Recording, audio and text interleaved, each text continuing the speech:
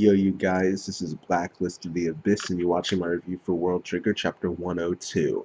Alright, and in this chapter, well, it happened before, but Ray figured out where Chica is, and now that she knows where Chica is, she knows that where she is, like where she's at right now, the area she's in, is an area that Chica cannot slash will not get to. So she can kind of just put Chica out of her mind and go all out. So that's what we see her do in this chapter. She goes after Kuruma. Alright. Um, and since he's injured, he can't really do much about it. Alright. Um, However, Osamu can do things about it. We actually see Hughes here talk about how he thinks that because of the situation that Ray is in, Nasu's squad is going to win easy. However, if Osamu and Chica were to have a chance at winning, it would be by destroying the levees and actually letting the river water flow through the streets in order to restrict their movements of Rei and Kuruma. Right, and that's actually what Osamu ends up doing. So good for Osamu. He his strategic mind has kind of maybe reached the level of a legitimate warrior. So good for him. Um, but they end up breaking the levees. Water comes flowing through, um, and it forces Ray and Kuruma to just it just makes things more difficult. It really does. I mean, at the end of the day, the two of them found each other anyway. Ray managed to get to Kuruma, and they just started firing at each other, which is what Osamu wanted. Um, he wanted them to not be able to maneuver as well and to just start standing in the same spot in the same spot slash place. I said spot in the same spot and just firing at each other. That way, when they're firing at each other, he can see them and find them because there will be these blasts going off in the same area, and he won't have to worry about them going back and forth in between buildings and stuff. Ray specifically, because she's the one who would be doing that. Krum is injured, but he there's going to be stationary, so he can show up, and he does end up showing up, and he ends up shooting at Ray with Kuruma. So now she's getting hit by bullets from both sides, um, and Kuruma, he ends up getting hit and he reaches his combat limit and bails out. But right before he bails out, he actually manages to get a pretty decent hit in on Ray to the point where she's losing a lot of Tryon, and it's pretty obvious she's going to bail out at any second. All right. So Samu tries to come in and get the final hit on her because since she lost to a Tryon leak, the person who dealt the blow that caused the leak is going to right, not even that. The one who dealt the last blow is going to be the one who gets the point for their team. So Samu comes in thinking, okay, well, all I need to do is make contact with her. All I need to do is get one hit in, and then my team will get the point for this. All right, even if she was destined to bail out here, because of Kuruma's attack, as long as my attack is the last one before she bails out, then my team gets the point. So that's what he tries to do. He tries to go in and get that one last hit in on Ray, but Ray saw that coming from a mile away and took him out easily. All right, like to the point where it was actually just kind of embarrassing.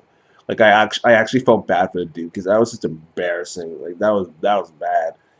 Like that was bad. Like like Osamu's is really bad. Like Chica can show up and get things done. She can alter an entire battle. She can alter an entire battlefield. Yuma can alter an entire battle because he's just that good. But Osamu, he can't actually do anything in a battle except for lose. Like he's got the strategic mind, and that's great. He can tell Yuma what to do, and he can tell Chica what to do, and they'll be able to do it, but he can tell himself what to do, and he's just gonna get beaten. Like, like, and we know Yuma and Chica are gonna get things done. Whatever Osamu tells them to do, they're gonna get it done. But Osamu, he just gets beaten. You know, like, I mean, in this particular case, his plan wasn't to defeat Ray. His plan, as we learned at the end of the chapter, was to have her run out of Tryon. All right, which is what ended up happening. So in this case, he really didn't have to do anything. He just had to make sure that she had enough pressure where at least one of their shots got through, either his or Kuruma's. All right, but I mean, Osamu's got to get better, man. He's got to get better at combat. Because if he goes to the neighborhood as it is, he's going to get wrecked. Big time. Alright.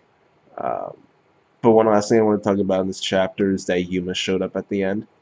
Just before Ray bails out, she was talking about how it was a shame that they wouldn't get a chance to fight, which means hopefully we will get a chance to see them fight. Hopefully this is um, hopefully this is Daisuke Ashihara building up to an eventual fight between Yuma and Ray, because that would be interesting to see, because they're both incredibly good.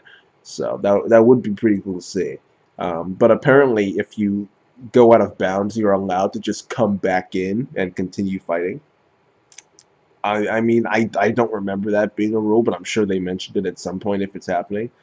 Because that seems like something that's important to mention. So I'm sure I'm just not remembering when it is they mentioned it, but I personally don't remember when that fact was told to us. But whatever, it happened and it's allowed. So yeah, Yuma was counted among the surviving combatants when it came to tallying up the points.